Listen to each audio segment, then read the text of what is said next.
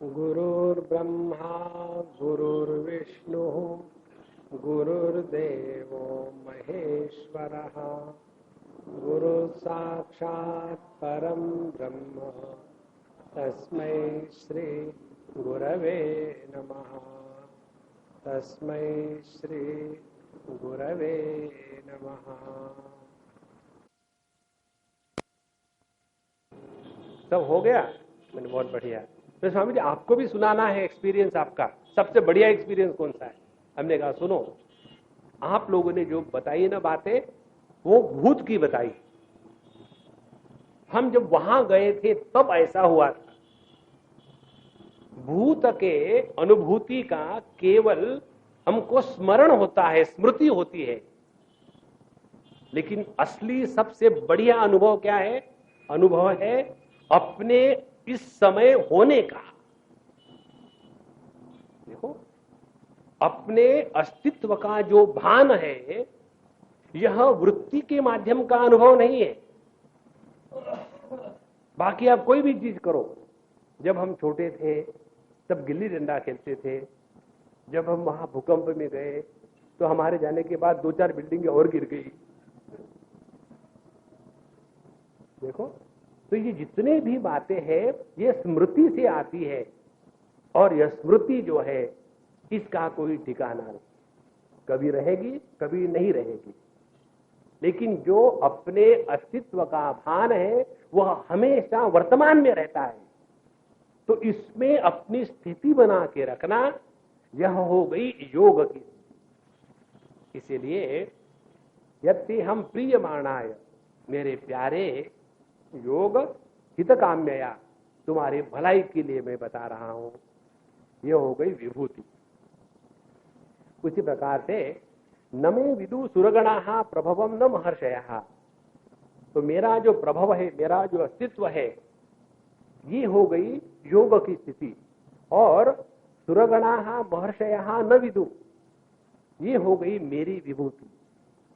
इस प्रकार से हर जगह प्रत्येक स्थान पर पूरे 10वें अध्याय में भगवान ने ये दो बातें ऊपर ऊपर लाई।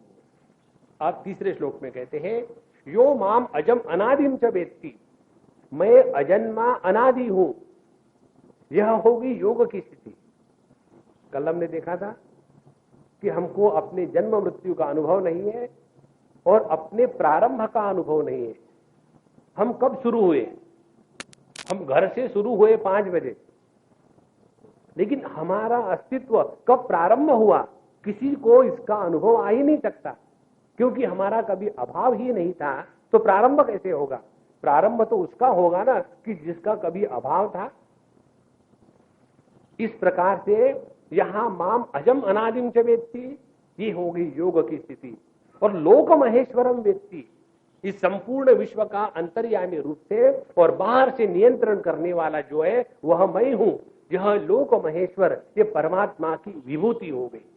देखो, और असमूढ़ समर्थेषु, ऐसा जो असमूढ़ है, जिसके जीवन में किसी भी प्रकार का मोह और भ्रम नहीं है, मोह भ्रम रहित स्थिति है योग की। और सर्व पापई प्रमुच्यते, उसके बाद उसकी विभूति यह है कि उसके जीवन में पाप पुण्य का कहीं लवलेश नहीं रहता। इस प्रकार से जब हम धीरे धीरे विचार करेंगे तो 2 बातें समझ में आएगी। जो विचार हमको अपने स्वरूप के पास ले जाते हैं वो है योगाभ्यास।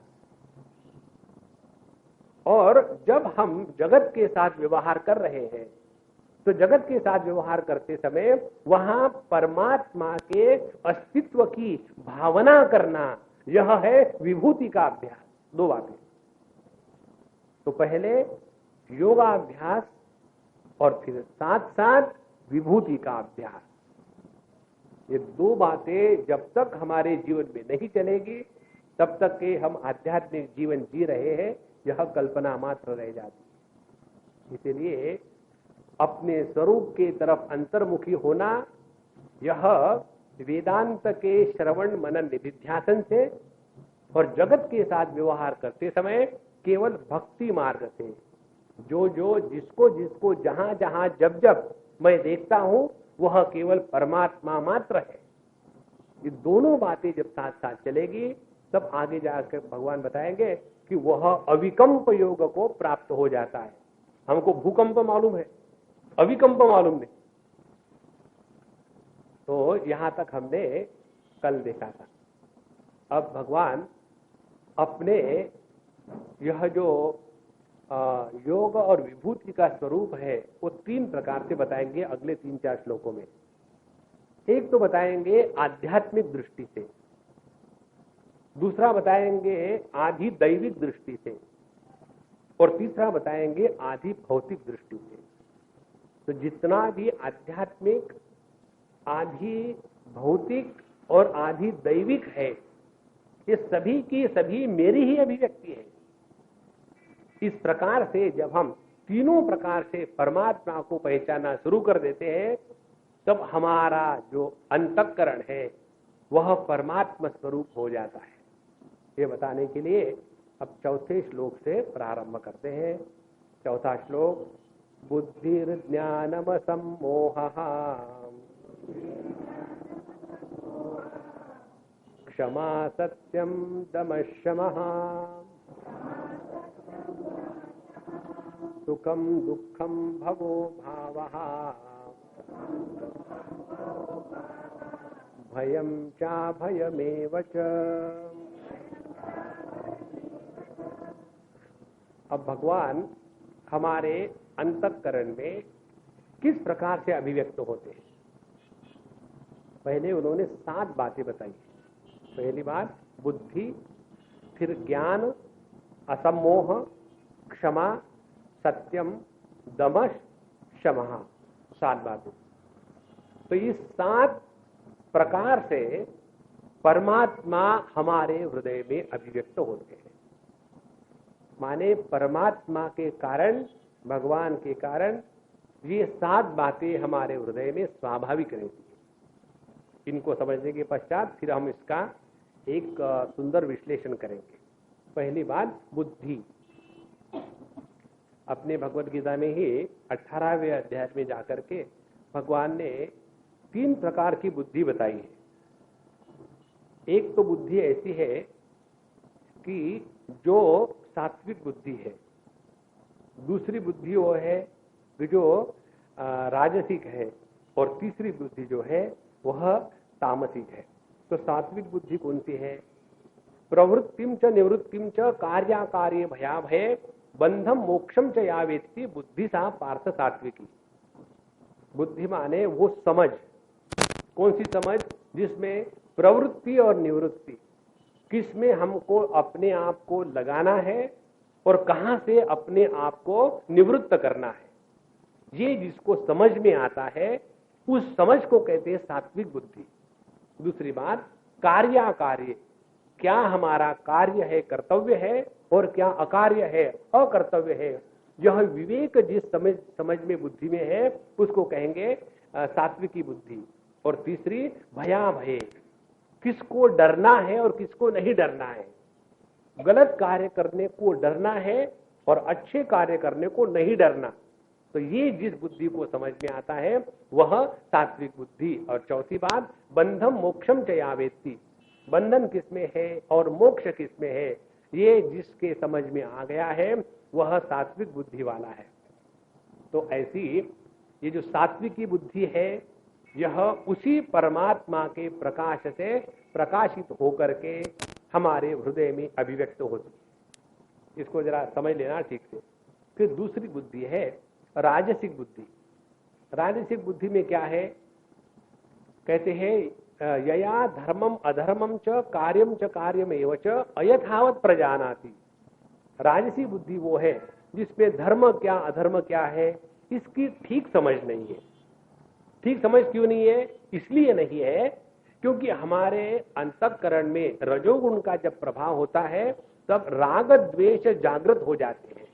जब राग द्वेष जागृत हो गए तो विवेक क्षीण हो गया, और जब विवेक क्षीण हो गया तो अच्छा क्या बुरा क्या, धर्म क्या अधर्म क्या, बंधन क्या मोक्ष क्या है, और क्या करना चाहिए क्या नहीं करना चाहिए, ये सब विवेक खो बैठता है। और ऐसा राजसिक पुरुष बहुत काम करता है, उसके साथ साथ गलतियां भी बहुत करता है। तो यह दूसरी राजसिक बुद्धि और तीसरी तामसिक बुद्धि। तामसिक बुद्धि सबसे बढ़िया है। अधर्मम धर्म इति मन्यते। आजकल करप्शन के सिवा लाइफ नहीं चल सकती, तो करप्शन अधर्म है, उसके सिवा लाइफ नहीं चल सकती, तो वो आज का धर्म हो गया। आपको पता होगा सभी को, एक जमाना ऐसा था, अपने ही देश की बात है, कि जब किसी के घर पर ये जो सीबीआई कर लो या इनकम टैक्स के लोगों का जब धावा हो जाता था, तो उस व्यक्ति को बहुत लोग तुच्छता से देखते थे। एक समय ऐसा था। और आज जब रिश्ते जुड़ते हैं तब देखते हैं इनकम टैक्स की रेट कितनी बार पड़ी, 14 बार। हमसे घटिया हो, हमारे पास 28 बार है ना। अधर्मम धर्म इति मन्यते, ये हो गई तामसिक बुद्धि। और आगे कहते हैं सर्वार्थान विपरीताश्च, और बुद्धि इतनी विपरीत हो गई है कि सभी प्रकार के जो शास्त्र सम्मत सिद्धांत है उसको हमने एकदम छत के ऊपर बैठा दिया है। जो हम कहेंगे वही ठीक है, बाकी सब गलत है। तो ये तीनों प्रकार की बुद्धियां, इन तीनों प्रकार की बुद्धियों के पीछे एक ही परमात्मा तत्व है। देख लेना, भगवान ने ये नहीं कहा कि सात्विक बुद्धि को मैं प्रकाशित करता हूं, राजसिक को लक्ष्मी प्रकाशित करती है और तामसिक बुद्धि को मेरे पार्षद प्रकाशित करते नहीं। यह जो जिम्मेदारी भगवान ने दी है, इसका हमको क्या समझ लेना है कि इस परमात्मा के उपस्थिति को हमको यदि पहचानना है तो पहली बात तामसिक बुद्धि का त्याग करके राजसिक बुद्धि में आवे, राजसिक बुद्धि का त्याग करके सात्विक बुद्धि में आवे, और सात्विक बुद्धि में आने के बाद हमको अपनी पहचानने की क्षमता जागृत हो जाती है। ये बताने के लिए भगवान कहते हैं प्रत्येक बुद्धि के पीछे एक ही परमात्मा है। जो चोरी करता है उसके चोरी के प्लानिंग को उसी भगवान ने शक्ति दी है, और जो उस चोर को पकड़ता है उसके पकड़ने की क्षमता को उसी भगवान ने शक्ति दी है। उसको पकड़ने के बाद जज के पास ले गए, जज को घूस दे करके उसको छुड़वा लेना, ये जो बात है वो भी उसी परमात्मा की बुद्धि के द्वारा प्रकाशित है। इसीलिए जितनी भी समझ इस जगत में है, उस समझ के पीछे वही एक परमात्मा तत्व है, बुद्धि। उसके बाद ज्ञानम, ज्ञान भी 3 प्रकार का है। एक ज्ञान वो है कि जो अनेकों में एक का दर्शन करता है, वह सात्विक ज्ञान है। और राजसिक ज्ञान कौन सा है? जो एक में भेद निर्माण करता है। जैसे हम सभी के सभी यहां जो आए हैं, हम सभी के सभी कौन है? भगवान कृष्ण के भक्त हैं। ये एक तत्व है। लेकिन हम कहेंगे नहीं जी, कोई लेडीज है, कोई जेंट्स है, कोई गुजराती है और कोई मारवाड़ी है, कोई जवान है, कोई बूढ़े हैं। तो कितने भेद हो गए। माने एक में अनेक का दर्शन करना, यह राजसिक ज्ञान है। और अनेकों में एक को पहचानना, यह सात्विक ज्ञान है। और तामसिक ज्ञान है ही नहीं। भगवत गीता के 18वें अध्याय भगवान बताते हैं उसको ज्ञान नहीं कह सकते, क्योंकि अपने ही देहात्म भाव में इतने फंसे हुए हैं कि दूसरे का विचार करने की क्षमता ही नहीं। केवल मुझे क्या मिलेगा, मुझे क्या मिलेगा, यही एक बात अखंड चलती रहती है। तो इस प्रकार से सभी के सभी ज्ञान उसी परमात्मा के ही प्रकाश से प्रकाशित हो रहे हैं। और असम्मोह, असम्मोह का तात्पर्य है किसी भी प्रकार के मोह का प्रभाव नहीं रहना। मोह हो जाता है जब किसी वस्तु को नहीं पहचानते, और नहीं पहचानने के कारण इस मोह का जो पुत्र है वो है भ्रम, और ये भ्रम के कारण हम जीवन में दुखी होते हैं। तो बुद्धि ज्ञान असम्मोह। उसके बाद क्षमा। क्षमा है किसी ने हमको कष्ट दिए और कष्ट देने के बाद उसको पनिशमेंट करने की हमको क्षमता है और स्वातंत्र्य है, और फिर भी हमने उसको पनिशमेंट नहीं दी, उस शक्ति को कहते हैं क्षमा। यदि जैसे हम एक बार कहीं गए थे, पुरानी बात है कानपुर की, आजकल कानपुर बड़ा फेमस हो गया। पुरानी बात है, वहां जब हम गए थे किसी सज्जन के साथ, हम अंग्रेजी में बात कर रहे थे। अब हम बात करेंगे, लोगों से क्या लेना देना है, जिनसे बात कर रहे थे वो हमसे हिंदी में बात कर रहे हैं, वो भी पढ़े लिखे, और हम अंग्रेजी में, हमको याद भी नहीं हम अंग्रेजी बोल रहे हैं। वहां एक सुंड मुसुंड बहुत महात्मा खड़े थे, एकदम चौड़े। तो उन्होंने हमको पूछा आप हिंदू है ना? हाँ हूं। फिर अंग्रेजी में क्यों बोल रहे हैं? अपने उत्तर प्रदेश के ये सिद्धांत है, यदि आप हिंदू हो तो हिंदी में ही बोलना चाहिए, यदि आप गुजराती में बोलोगे तो आप ढोकला ब्रेड हिंदू। हिंदू वो है कि केवल हिंदी में बोले। तो हमने कहा ठीक है भैया, मैं हिंदी में बोलूंगा। फिर मैंने हिंदी में बोलना शुरू किया। उसके पश्चात उसने मेरे से हाथ मंगाया, हाथ, अच्छा हाथ मिलाओ। तो हमने कहा ठीक है, हाथ मिला दे। और इतना कस के दबाया कि ऐसे लगा कि हाथ निकल गया अपने हाथ से। और जब मैं चिल्लाया जोर से, तब वो रावण के जैसा हंसा, हा हा हा हा। तो मैंने उसको कहा जाओ, मैं तुमको क्षमा कर देता हूं, दूसरा कर ही क्या सकते। यदि उसका हाथ गले पर आ जाए तो क्षमा जो है ये सामर्थ्यवान व्यक्ति के मुख का शब्द है, कायरों के लिए नहीं है। इसीलिए क्षमा ये जो गुण है अपने अंतःकरण का, ये हमको ये बताता है पहले सामर्थ्य को जागृत करें, उसके बाद स्वातंत्र को पहचाने। सामर्थ्य और स्वातंत्र के साथ क्षमा शब्द अर्थ रखता है, मायना रखता है। तो यह जो क्षमा है, अब देखो हम उदाहरण के लिए पृथ्वी का उदाहरण ले लें। पृथ्वी का एक नाम क्षमा है। तो हम कितनी गंदगी फैलाते हैं पृथ्वी पर, लेकिन वो हमको कभी परेशान नहीं करती। जहां तत्व है वहां क्षमा स्वाभाविक है। तो क्षमा इस गुणधर्म को जब हम अपने हृदय में ले आते हैं, तब समझ लेना भगवान अब अपने हृदय से अभिव्यक्त हो रहे हैं, क्षमा। उसके बाद सत्यम। सत्य का तात्पर्य भगवान शंकराचार्य बताते हैं कमेंट्री में, सत्य माने क्या? बोलने वाले के अंतःकरण के जो भाव है, बोलने वाले का जो अनुभव है, वो अनुभव सुनने वाले के अंतःकरण में जिन शब्दों के द्वारा जागृत हो जाता है, उन शब्दों को सत्य कहा है। देखो, एक बार हमारे स्वामी अखंडानंद जी महाराज ने को किसी ने प्रश्न पूछा था कि स्वामी जी आजकल के ये लोग जो संस्कृत की कुछ बातें करते हैं, लिखते हैं, बोलते हैं, तो जल्दी समझ भी नहीं आता। लेकिन भगवान वेद व्यास का ये ले लीजिए महाभारत, वाल्मीकि जी का रामायण ले लीजिए, भगवान शंकराचार्य के स्तोत्र ले लीजिए, कितना सरल है। भज गोविंदम भज गोविंदम गोविंदम भज मूढ़मते। इसको समझने के लिए संस्कृत के ज्ञान की जरूरत नहीं है। लेकिन आजकल के लोग ऐसा क्यों करते हैं? तो स्वामी जी ने बड़ा अच्छा उत्तर दिया था। और पहले के लोग लोगों को समझ में आए इसीलिए लिखते थे, और आजकल के लोग इसीलिए लिखते हैं कि उसको समझ में ना आवे। इसीलिए एक बार हमको किसी ने पूछा था, स्वामी जी वेदांत किसको कहते हैं?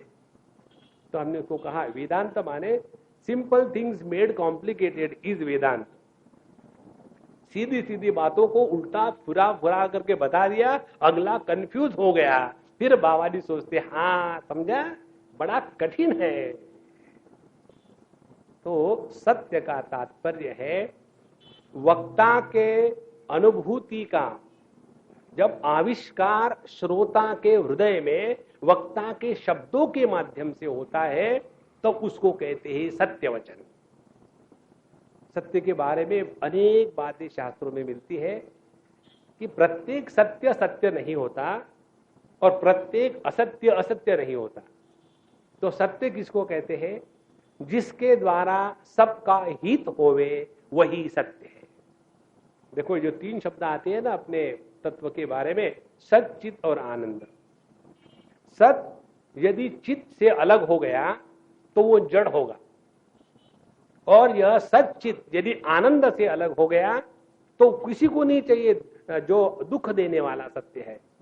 इसीलिए सत्य हमेशा सबके हित में हो तभी उसी को सत्य कहना है। जैसे समझो कोई आदमी खाना खा रहा है, उतने में फोन बजा, अमुक अमुक से बात करनी है। हाँ, क्या प्रॉब्लम क्या है? प्रॉब्लम यह है कि अमुक अमुक आदमी मर गया। अब वो आदमी खाना खा रहा। अच्छा अच्छा अच्छी बात, बाद में बात करेंगे, ठीक है, हम बाद में बात करवाएंगे, और रख दिया। उस आदमी को खाना खाने दो, उसके बाद उसको बताओ। वो खाना खा रहा है, अब खाना खा रहे, मालूम है एक आदमी मरा, कोई जरूरत नहीं बोलने की। देखो, प्रत्येक सत्य को बोलने की आवश्यकता नहीं है। सत्य भले होए, समझो कोई व्यक्ति एकदम राउंड फिगर है, तो उस राउंड फिगर के व्यक्ति को कहना अरे लड्डू कहां से आए, लेकिन हम झूठ थोड़ी बोल रहे हैं, लड्डू को लड्डू कहा, क्रिकेट बैट थोड़ी कहा है। तो प्रत्येक सत्य बोलने की आवश्यकता नहीं। तो दूसरी बात, जिसके द्वारा किसी की हानि हो उसको बोलने की हमको कोई आवश्यकता नहीं। और तीसरी सत्य की बात है, अपने हृदय के भाव जब दूसरे के हृदय में हम जागृत कर सकते हैं तभी वो शब्द को सत्य कहा जाता है। एक बार मुझे किसी ने पत्र लिखा, 2 पोस्ट कार्ड्स साथ साथ डाल दिए, अलग अलग डाल दिए। कहां से शुरू होता है कहां से बंद होता है समझ भी नहीं आया। मैंने 1-2 बार पढ़ के देखा, फिर किसी को दे दिया, देखो तुम पढ़ के देखो, समझ में आया तो मुझे बताना। तो उसको भी समझ में नहीं आया। फिर 15 दिन के बाद वो सज्जन बंबई आए। आने के बाद मुझे कहते, स्वामी जी हमने आपको पत्र लिखा था। हमने कहा मुझे एक शब्द समझ में नहीं आया। क्या तुमने लिखा था, तुमको समझ में आया? तो बोले ठीक है स्वामी जी, मैं फिर लिखूंगा। फिर राम राम, कोई जरूरत नहीं लिखने की, I don't want to listen. और फिर उन्होंने पत्र लिखा, और पत्र लिखने के बाद इतना ही लिखा, स्वामी जी मुझे इतना बताना था कि आपने मुझे वो कागज किसी को देने को कहा था, वो मैं भूल गया। राम राम राम।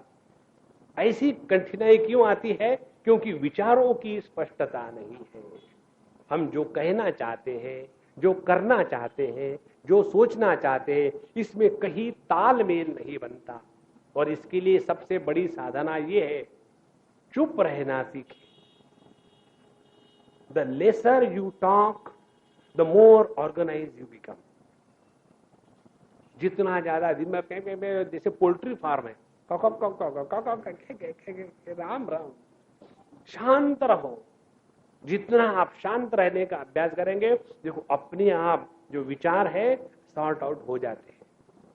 तो क्षमा सत्यम, फिर दमश क्षमा, दम होता है अपने इंद्रियों का दमन करना, और शम होता है अपने इंद्रियों को समझाना। 2 बातें हैं। देखो, इंद्रियों को समझाने से काम नहीं होता, इंद्रियों का दमन करना पड़ता है, क्योंकि वो अत्यंत बहिर्मुखी है। और जो मन है, मन को समझाया जा सकता है। तो इंद्रिय और मन, इन दोनों के माध्यम से हम अपने जीवन में कष्ट में आते हैं।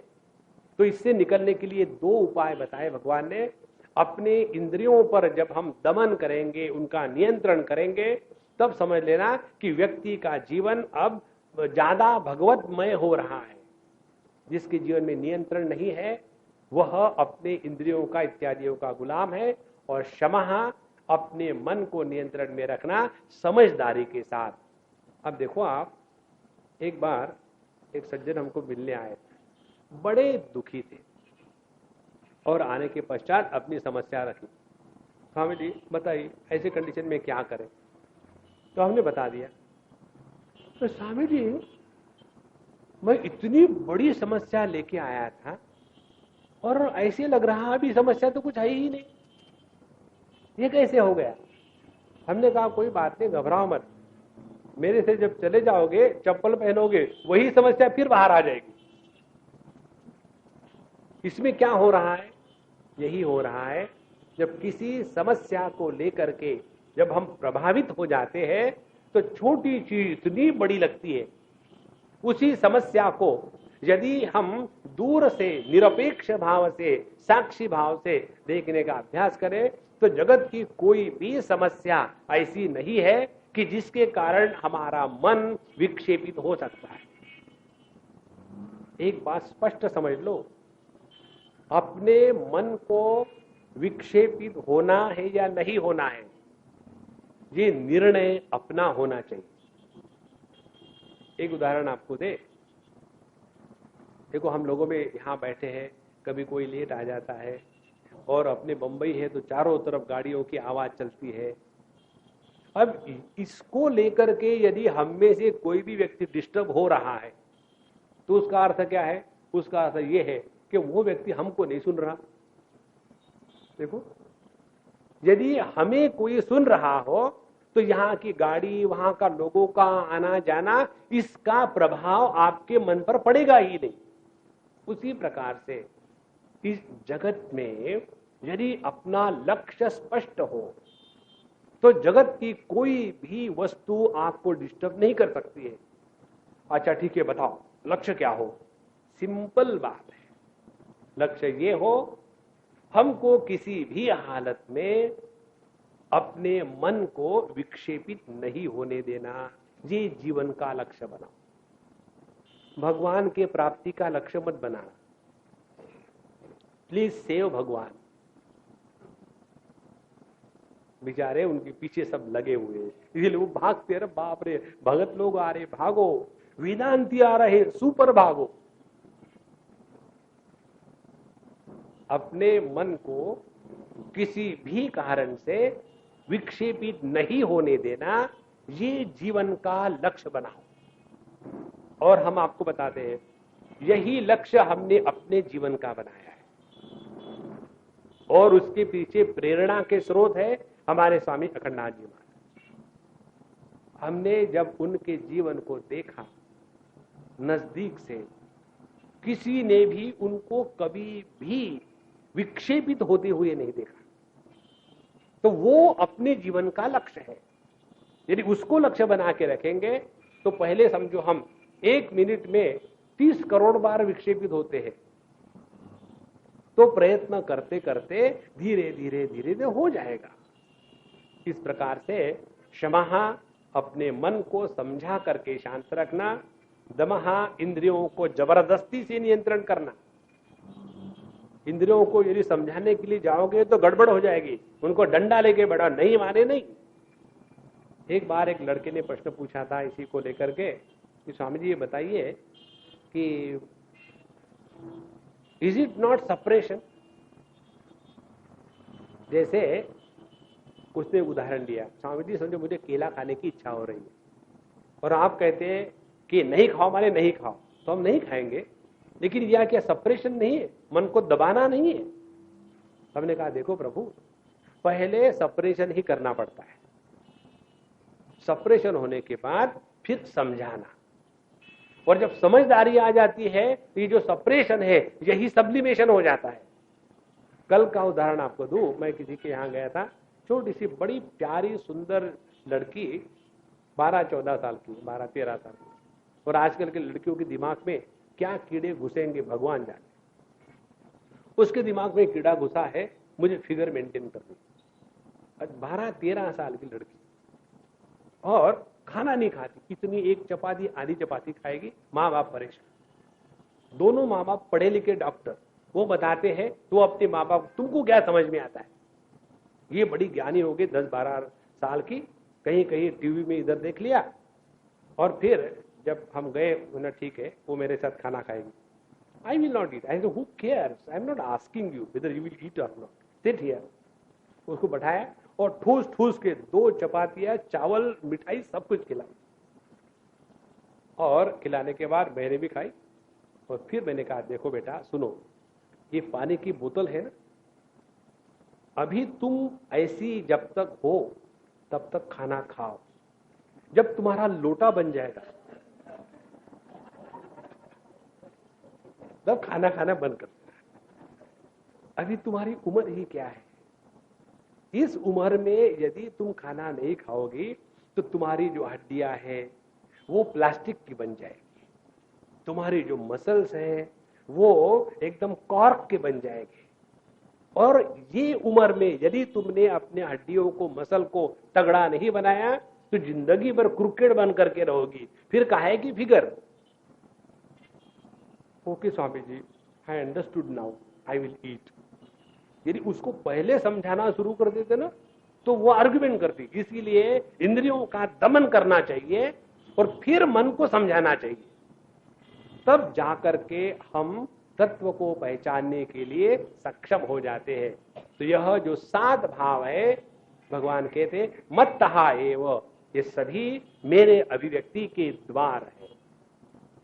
आगे कहते हैं 4 उन्होंने पेयर्स दी है, सुखम दुखम भव अभवहा भयम च अभयमेव च। तो पहली बात, सुख और दुख, हमारे जीवन के कोई भी अनुभव हो, सुख का हो या दुख का हो। सुख दुख को किसको कहते हैं? सु माने अच्छा, सुष्टु, ख माने आकाश, जिसके द्वारा हमारे चित्त के आकाश में अच्छा अनुभव आता है, उसको सुख कहते हैं। और दुख किसको कहते हैं? दु माने दुष्ट, जिसके कारण हमारे अंतःकरण में बुरा अनुभव आता है, उसको कहते हैं दुख। तो दुख भी परमात्मा के ही कारण संभव है और सुख भी परमात्मा के कारण संभव है। तो तात्पर्य क्या निकला? जो सुख दुख दोनों का प्रकाशक है वो इन दोनों से भिन्न है, लेकिन ये सुख दुख की अनुभूति जिसको भी हो रही है उसमें परमात्मा उपलब्ध है। इस प्रकार से सुख दुख, अब सुख दुख का भी भगवद गीता में 18वें अध्याय में आता है। 3 प्रकार के सुख होते हैं, सात्विक, राजसिक, तामसिक। तो आगे कहते हैं भवहा अभवहा, भव माने पैदा होना, अभव माने नाश होना, माने जन्म मृत्यु। यह जो जन्म मृत्यु है यह भी परमात्मा के ही भिन्न भिन्न रूप है। और भयम च अभयम एव च, और भय तथा अभय, भय माने डर। हमारे मन में जब भी किसी भी चीज को लेकर के डर होता है तो वह डर भी संभव तब है जब परमात्मा उस डर को प्रकाशित कर रहे हो। और अभय माने भय का जो अभाव है, उस भय के अभाव को भी परमात्मा की ही सम्मति है। इस प्रकार से यह पहला अंतःकरण का जो रूप है, यह सभी का सभी भगवान की विभूति है। इसीलिए एक बहुत बड़ी साधना ये है, अपने आप को कभी भी तुच्छ नहीं देखना चाहिए। अपना आत्मसम्मान यदि हम स्वयं नहीं करेंगे तो जो व्यक्ति अपने आप को हीन दीन समझता है वह कभी परमात्मा को प्राप्त नहीं कर सकता। जिस प्रकार से सबका आदर और सम्मान करना चाहिए, उसी प्रकार से अपना स्वयं का भी आदर और सम्मान हो, क्योंकि हमारे भी हृदय में वही परमात्मा बैठे हुए। कई लोगों की ये विचित्र धारणा होती है, हम तो बड़े पापी हैं, हमने ये किया वो किया। तो जो व्यक्ति अपनी ही नजर से गिर चुका है, उस व्यक्ति को जगत कहां से आदर देगा? इसीलिए जितना ये आवश्यक है कि दूसरों को आदर करे, अपना भी आदर करे। तो ये होने के पश्चात अब 5वें श्लोक में बताते हैं अहिंसा समता तुष्टि तपोदानम यशो यशः भवन्ति भावा भूतानां मत्त एव पृथग्विधाः। तो यहाँ तक जितनी बातें बताई 4-5वें श्लोक में, उसका क्रियापद ये है मत्त एव पृथग्विधाः। ये सभी के सभी मेरे ही कारण में भिन्न भिन्न रूप से निकलते हैं। तो पहले इसमें बताया बुद्धि ज्ञानम असम्मोह इत्यादि। अब इसमें बताते हैं अहिंसा समता तुष्टि तपहा दानम यशः और अयशः। तो सब मिलाकर के कितने हो गए? पहले लाइन में हो गए 4थे श्लोक के 7 और 5वें श्लोक के अहिंसा 8, समता 9, तुष्टि 10 और तपहा 11 और दानम 12।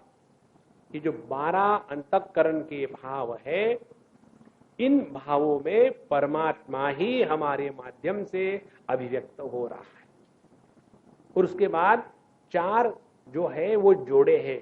एक है सुख दुख का जोड़ा, दूसरा है भव अभव का जोड़ा, तीसरा है भय अभय का, और चौथा है यश अयश का। ये सभी के सभी भगवान की ही विभूतियां हमारे अंतःकरण में आध्यात्मिक रूप से विद्यमान है। तो जहां जहां जो भी भाव आ जाए तो प्रत्येक भाव को लेकर के, ध्यान से सुनना, प्रत्येक भाव को लेकर के यदि परमात्मा का स्मरण होने लग जाए तो समझ लेना हम अपनी समाधि में लगे हुए। जैसे जो पैसे कमाने में लगा है, उस व्यक्ति को ये नहीं कि मुझे ऐसा ही कैसे करके पैसा कमाना है, कुछ भी करो एंड रिजल्ट होना चाहिए, पैसा मिलता है। तो जैसे हम पैसे के लिए एकाग्रता से लगे रहते हैं, उसी प्रकार से अपने हृदय की प्रत्येक वृत्ति को लेकर के जब परमात्मा का स्मरण होगा, अनुभव होगा, तब जाकर के हमने भगवान की विभूति को पहचाना है। हमारे केनोपनिषद में आता है, वहां कहते हैं भगवान प्रतिबोध विदितम मतम, प्रतिबोध प्रत्येक अनुभूति में परमात्मा अभिव्यक्त हो रहा है। तो कौन सी अभिव्यक्तियां है अपने जीवन के अंतःकरण में? ये 12 अभिव्यक्तियां है। बुद्धि, ज्ञान, असम्मोह, क्षमा, सत्यम, दम, शमः, अहिंसा, समता, तुष्टि, तपो, दानम, यशो, यशः, सुखम, दुःखम, भवो, भावः, भयम च भयमेव च। भूतानाम भावाः मत्तः एव भवन्ति। प्रत्येक व्यक्ति के अंतःकरण में ये जो 12 और 8, ये जो 20 भाव है, ये परमात्मा के ही कारण अभिव्यक्त हो रहे हैं। अब देखो कितनी सरल बात है। माने प्रत्येक भाव जब हृदय में आ गया तो जैसे भाव आया वहां परमात्मा का स्मरण होना चाहिए। हम आपको एक उदाहरण बताते हैं, पिछले बार बताया था, फिर रिपीट करते हैं। भगवान की दया से आप भूल गए होंगे।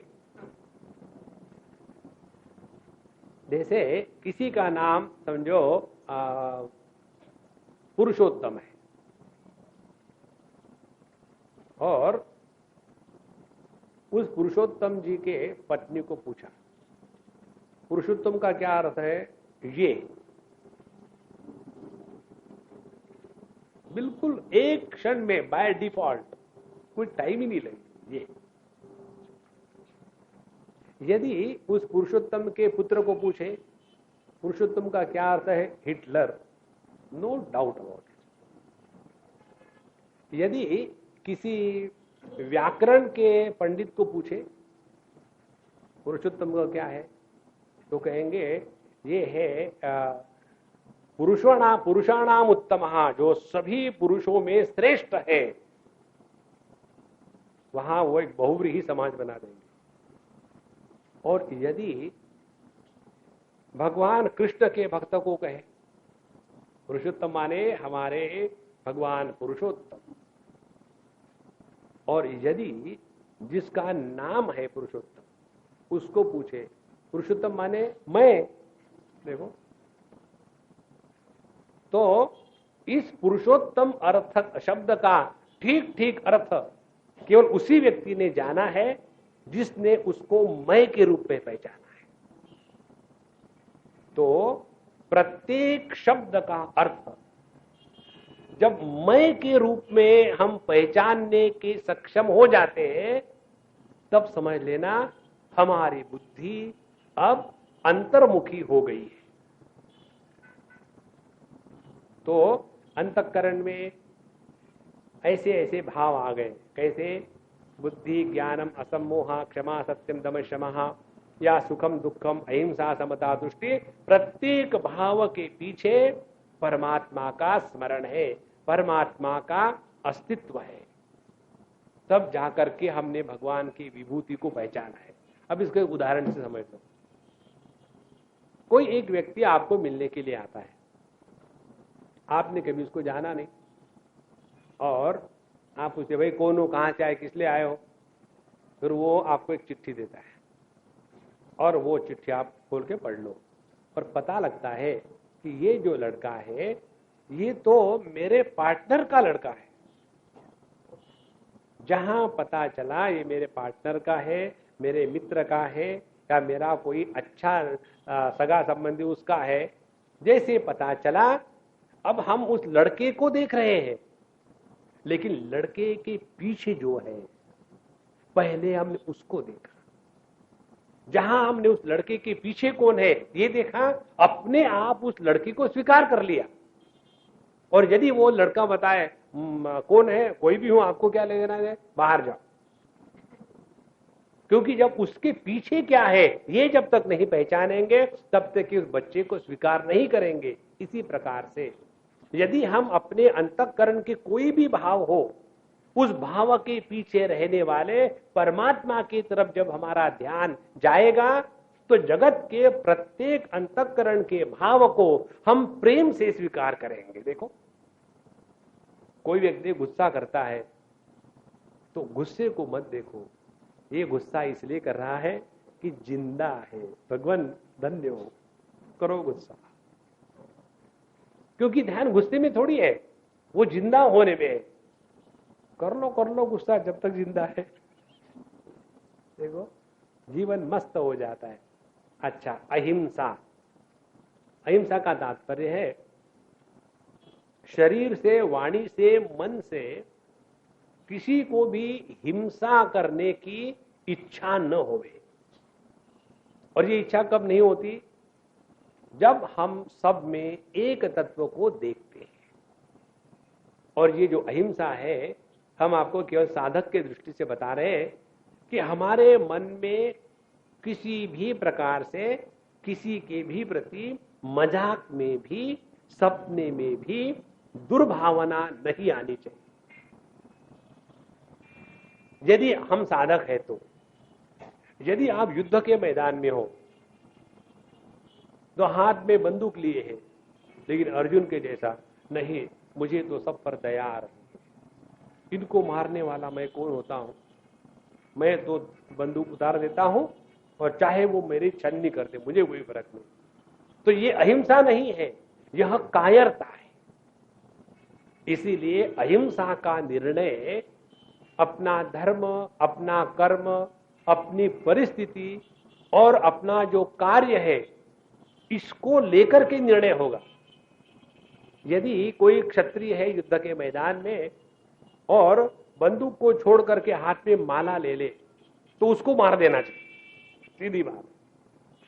यही तो बात भगवान ने अर्जुन को कही कि मां मनुस्मर युद्ध च, तुम युद्ध के मैदान में हो तो यहां अहिंसा की बात मत करो।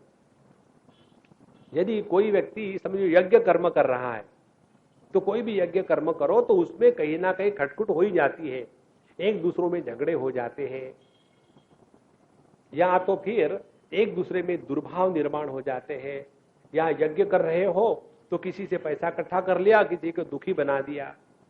इस प्रकार से कोई ना कोई तो गड़बड़ी होगी ही होगी। तो यदि गड़बड़ी होती है इसीलिए कोई सामाजिक कार्य करेंगे ही नहीं तो ये गलत बात है। इसीलिए अहिंसा का तात्पर्य हमको ठीक से समझना चाहिए। और यदि हम परमात्मा के प्राप्ति का एकमात्र लक्ष्य लेकर के अपने जीवन को पूरी तरह से लगा दिए, हमने VRS ले लिया है। VRS मालूम है ना आपको, वॉलेंटरी रिटायरमेंट स्कीम। अब हमने अपने जीवन से VRS ले लिया है। अब ना तो हमको बिजनेस से मतलब है, ना तो हमको बच्चों के शादीशुदी से मतलब है, जो कुछ करना था करा दिया है। अब अपने पूरे जीवन को प्रभु के चरणों में लगाना है। स्वामी जी कोई दूसरा उदाहरण दिया करो आप हमेशा बोलते हो, फिर हमको बड़ी ग्लानि होती है। महात्माओं, एक दिन जीवन में ऐसा आना ही चाहिए, बस हो गया आप दुनिया। अपने मन को पूरी तरह से प्रभु के चरणों में लगा दो। एक श्लोक आता है, उसमें कहते हैं कि ये दुनिया हमको कहे कि तुम चुप हो जाओ, उसके पहले हम स्वयं चुप हो जाए, इसी में समझदारी है, इसी में आनंद है। जैसे हम लोगों का लेक्चर यहाँ 4:30 बजे तक होता है और हम अपने बोले जा रहे हैं, तो शराफत से आप लोग 2-4 मिनट 5 मिनट बैठ लेंगे और उसके बाद हमारे संत महात्मा लोग वहाँ का जो माइक पब्लिक एड्रेस सिस्टम का जो करने वाला है उसको बताएंगे, है ना? और फिर हमको गुस्सा आएगा, देखो हम अपने लिए थोड़ी बोल रहे थे, हम तो आपकी भलाई के लिए बोल रहे थे। अरे महाराज, आज तक किसी ने किसी का भला नहीं किया, आज तक किसी ने किसी का बुरा नहीं किया। प्रत्येक व्यक्ति अपनी भलाई बुराई करने में स्वयं समर्थ है, दूसरे की किसी की आवश्यकता नहीं। इसीलिए अहिंसा का तात्पर्य है अपने आप को इस जगत से हटा लेना है, और उसके लिए सबसे बड़ी आवश्यकता है मन में, वाणी में और शरीर में किसी की भी कोई भी हानि नहीं करनी। इस व्रत को ले लो। देखो क्यों परमात्मा प्रकट नहीं होगा। मत्त एव सर्वभूतानाम पृथक्विदा भावाः भवन्ति, ये सब का सब हर एक के हृदय में मेरे ही कारण होता है। समता, समता परमात्मा का एक नाम है। पूरे भगवत गीता का निचोड़ यदि आपको समझना हो, किसी को बताना मत। सबसे बड़ी परेशानी यही है, थोड़ा हम इधर उधर सुन लेते, फिर किसी ने पकड़ पकड़ के बताते, बैठ जो बात है ना, किसी को बताने के चक्कर में मत पड़ना, अपनी जीवन में उतार लेना। तो भगवत गीता का निचोड़ ये है, अपने जीवन के रोग का नाम है ममता, और इस ममता से छूटने के लिए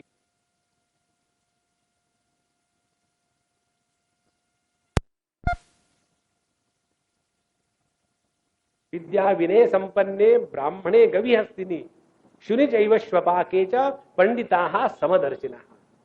समझदार लोग वो है कि जिनके हृदय में समत्व की सिद्धि है। समत्वम योग उच्यते। तो यह जो समता है, समता के भाव से परमात्मा अभिव्यक्त होता है। और ये बात हमको इतनी कठिन नहीं है। जैसे देखो, कोई व्यक्ति आकर के हमको गाली देता है और हम उसको सूद के साथ लौटा देते हैं, क्योंकि भगवान कृष्ण के भक्त हैं, किसी का कर्जा नहीं रखते। और दूसरा व्यक्ति उसी गाली को सुनकर के शांत रहता है, गुस्सा नहीं करता। तो दोनों में से हम किसको अच्छा कहेंगे? जिसने गाली का जवाब गाली से नहीं दिया उसको अच्छा कहें। क्यों? कि शांत है।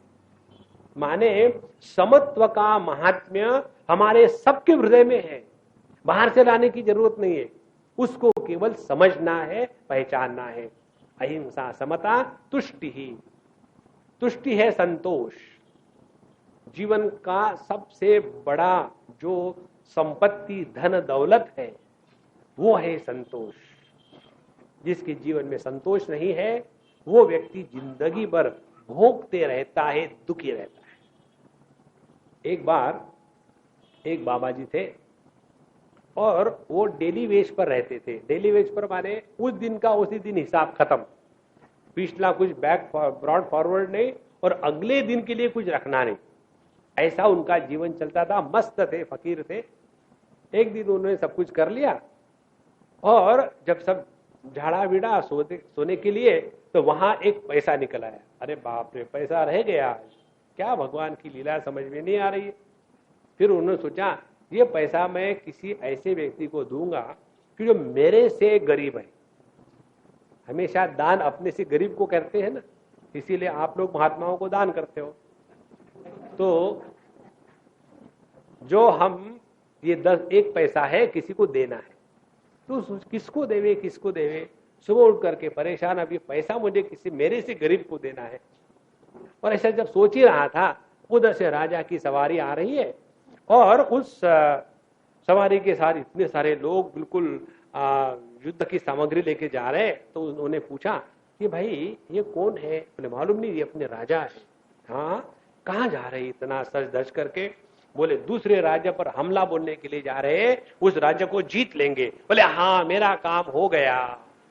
और फिर उन्होंने राजा के वो पालकी को, घोड़े को रोक दिया और बोले सुनो महाराज, मुझे एक पैसा मेरे पास है और मैंने ये व्रत लिया है कि जो मेरे से गरीब भिखारी होगा उसको मुझे देना है, और आप मुझे मिल गए तो ले लो। तो राजा ने कहा आप मुझे भिखारी कर रहे हो, गरीब कह रहे हो? बोले यदि आप गरीब भिखारी नहीं होते तो दूसरे राज्य पर हमला थोड़ी बोलते।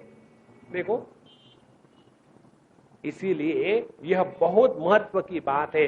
तुष्टि, हृदय में संतोष जिसके नहीं है वो व्यक्ति कभी भी सुखी नहीं रह सकता।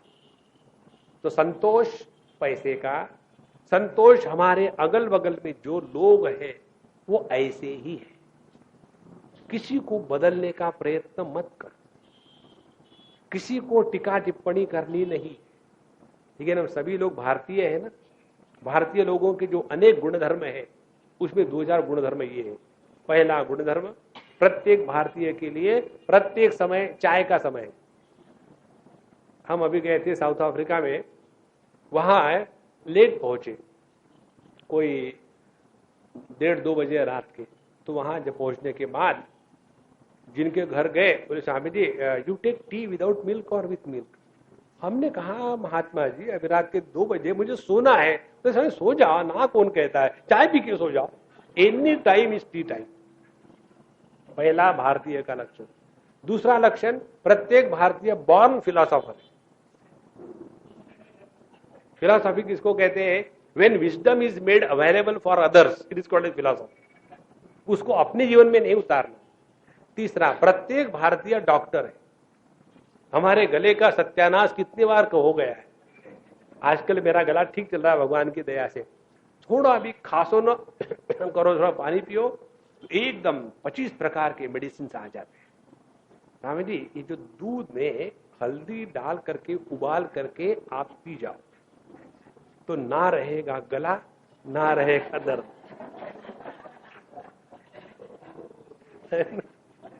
हर एक आदमी डॉक्टर है। और सबसे बढ़िया बात, प्रत्येक भारतीय के सभी समस्या का समाधान एक ही है, शादी करा दो। ऊपर मुंह नहीं उठाएगा, सब समस्या समाप्त हो जाए। इसीलिए भगवान यहां बताते हैं तुष्टि, हमको किसी को बदलना नहीं, किसी को सुधारना नहीं है। ये बात बहुत महत्व की है। जगत जैसा है उसको वैसा स्वीकार करो तो जीवन में संतोष रहेगा। देखो, संतोष यह प्रयत्न का विरोधी नहीं है। कई लोगों के दिमाग में यही बात आती है, ये जो अपनी इंडियन फिलॉसफी है ना, संतोष संतोष करके, इसीलिए हम लोग आगे नहीं बढ़ रहे। गलत बात है। जितना करप्शन अपने देश में है और कहीं नहीं है, और हमारे ही धर्म में ये पैसे की देवता है, बाकी कोई धर्म में नहीं है। इसीलिए संतोष प्रगति का विरोधी नहीं है। जो व्यक्ति संतोष से काम करता है वही बढ़िया काम कर सकता है। तुष्टि, तपोदानम, तपस्या इसलिए होती है कि हम अंतर्मुखी बने, और दान इसलिए किया जाता है कि जगत से वैराग्य प्राप्त हो जाए। तो दान बाहर की स्थिति है और तपस्या अंदर की स्थिति है। 5वें अध्याय में भगवान ने अंतिम में बताया था कि भोक्तारम यज्ञ तपसाम सर्वलोक महेश्वरम सुहृदम सर्वभूतानाम ज्ञात्वामाम शांति मृच्छति। जब हम परमात्मा को इस प्रकार से पहचानते हैं कि यज्ञ माने दान की प्रक्रिया, तो जहां हम दान का कार्य करते हैं वहां हमने भगवान को पहचान लिया है। क्योंकि भगवान को पहचानने के लिए जगत से अपने ममता को और महात्म्य को हटाना है। इसलिए दान किसको कहते हैं? दान माने किसी भी वस्तु पर जो अपनी ममता है, इस ममता को हटा करके उसी वस्तु पर किसी दूसरे की ममता का निर्माण करना, इस प्रक्रिया को दान करते कहते हैं।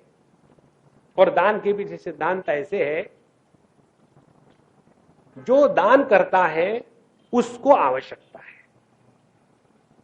दान लेने वाले को आवश्यकता नहीं होती, दान देने वाले को आवश्यकता है। अन्यथा हम दान देंगे और उसका इतना अभिमान हो जाएगा, हम तो बड़े दान शूर हैं, और जितना दान दे दिया उसके द्वारा स्वयं ही बंधन में आ गए। इसीलिए यदि हम दान देते हैं, हमारी आवश्यकता है, क्यों कि हमको एटीजी चाहिए। देखो, जिसको दान देते हैं उसको एटीजी थोड़ी मिलता है, जो दान दे रहा है उसको एटीजी मिल रहा है। देखो महाराज, दूसरा दान का तात्पर्य है, दान के द्वारा अंतःकरण की शुद्धि होती है। कैसी शुद्धि होती है? अंतःकरण की अशुद्धि है जगत के वस्तु व्यक्तियों के प्रति ममता होना, यही अंतःकरण की शुद्धि है, अशुद्धि है। तो दान के द्वारा हम अपने जगत के वस्तुओं की जो ममता है वो घटाते हैं। तीसरा दान का तात्पर्य, यदि हम अपने जीवन में दान देना प्रारंभ करें तो उसमें यदि आनंद आने लग जाए तो धीरे धीरे दान का जो आनंद है वह भगवान प्रदत्त आनंद है, और जो वस्तु को प्राप्त करके जो आनंद है वो अपने दारिद्र्य का आनंद है। इसीलिए जिसको देने में आनंद आया उसी ने परमात्मा को समझ लिया है। और सबसे बढ़िया और सरल तरीका दान को समझने का, हम दान किसका किसको कर सकते हैं। इस जगत में कोई वस्तु अपनी हो तब तो आप दान करोगे ना। जगत में क्या है अपना कि हमको इतना अभिमान होता है, हमने इतना दान दे दिया है, इसी जगत से लिया और इसी जगत को दिया। किसी भगवान के बगीचे में से फूल को तोड़ के आए और वही फूल भगवान को चढ़ाया और भगत बन गए। राम राम। इसीलिए दान की प्रक्रिया में ये स्पष्ट बात समझ में रहे कि जगत में जब हम आए थे तो क्या था हमारे पास और अब भी क्या है। इस समझदारी के साथ जगत के वस्तु व्यक्तियों के साथ जो संबंध है उसको दान कहते हैं। और तपस्या ये है कि जितना हम अपने अंतःकरण को अंतर्मुखी करेंगे उतने हमने ज्यादा तपस्या करी है। हमको तपस्या को लेकर के सबसे बढ़िया विचार समझ में आते हैं हमारे भगवान रमण महर्षि। उन्होंने जो तपस्या की परिभाषा दी है वो आपको कहीं नहीं मिलेगी। वो कहते हैं, अहम अपेतकम निज विभानकम महद इदम तपो रमण वागियम। सबसे बड़ी तपस्या ये है कि जिसके द्वारा अपने अहंकार का बलिदान हो जाता है और अपने स्वरूप की पहचान हो जाती है, इसी को सबसे बड़ी तपस्या कहते हैं। तपस्या के द्वारा व्यक्ति तपता है और एकदम तेजस्वी हो जाता है। व्यक्ति का जो तेज है वो प्रकृति का तेज नहीं है, वो पुरुष का तेज है। और इसीलिए आप देखो भगवान रमण महर्षि की आंखें, उनकी फोटो में भी देखो कभी जाकर के, उनकी आंखों में जो तेज है फोटो में भी ऐसे लगता है कि वो साक्षात दिख रहे हैं। इसके पीछे यही है, उनके जीवन की तपस्या श्रेष्ठ थी। जिसने अपने अहंकार का त्याग कर दिया है वही असली तपस्यामय जीवन जी रहा है। और यशो यशः, यश और अपयश, इसकी भी अपनी अपनी धारणा होती है। किसी को पैसा मिला तो यश लगता है, किसी को मार्क्स अच्छे मिले स्कूल में तो उसको यश लगता है, किसी ने किसी को चीट किया तो लगता कि बड़े सक्सेसफुल हो गए हैं, किसी ने किसी के साथ शादी के लिए प्रपोजल रख दिया, उसने तुरंत हाँ कह दिया तो ये अच्छा लगता है। ऐसी यश की अनेक परिभाषाएं हैं, लेकिन यश का अर्थ असली ये है कि यदि हम इस जगत में जीते समय परमात्मा के पास पहुंचने के लिए यदि काबिल हो गए तो हमने अपने जीवन में यश प्राप्त कर लिया है। और जिसके कारण प्रभु से बिछड़ जाते हैं वो हमारे जीवन में अपयश है। इसलिए यश अपयश की जो परिभाषा है अपने लक्ष्य के अनुसार होती है। बच्चे के लिए लक्ष्य है परीक्षा में बढ़िया से बढ़िया मार्क मिले, तो उसके लिए यश अपयश वही होता है। लेकिन हम साधक लोग हैं, हमारे लिए यश अपयश यही है कि परमात्मा से विमुख हो गए तो अपयश है। इसीलिए प्रहलाद जी को इतने कष्ट मिले तो वो उनके जीवन का अपयश नहीं था, उसी के कारण वो प्रभु के और नजदीक गए। इस प्रकार से ये जितने भी भाव है भूतानाम, हमारे हृदय में रहने वाले सभी के सभी भाव मत्तहा एव, भगवान कहते हैं वो मेरी ही विभूतियां है। इस सब का तात्पर्य क्या निकला? इसका सबका तात्पर्य यही निकला है, हमारे अंतःकरण के प्रत्येक वृत्ति के उत्थान के साथ परमात्मा का स्मरण बना रहे। जितना परमात्मा का स्मरण बना रहेगा उतना वृत्तियों के भेद का प्रभाव हमारे अंतःकरण पर और हम पर नहीं होगा। जैसे एक ज्वेलर या एक सोनार जो होता है अनेक प्रकार के आभूषणों को देखता है, लेकिन उसका ध्यान होता है उसका जो सुवर्ण तत्व है उसके तरफ। इसी प्रकार से अपने अंतःकरण के जितने भी अच्छे बुरे भाव है उसके द्वारा परेशान न होवे। हरेक के अंतःकरण में अच्छे भी भाव आएंगे, बुरे भी भाव आएंगे, ये चलता ही रहेगा। ध्यान रखना है प्रभु के तरफ। इस प्रकार से हमारे अंतःकरण की प्रत्येक वृत्ति भगवान की विभूति है, यदि उसके पीछे जाकर के हमने देखने का अभ्यास किया। अगला विषय हम कर लेंगे। ओम पूर्णमदः पूर्णमिदं पूर्णात् पूर्णमुदच्यते पूर्णस्य पूर्णमादाय पूर्णमेवावशिष्यते। ओम शांति शांति शांति। हरि ओम। श्री गुरुभ्यो नमः। हरि ओम।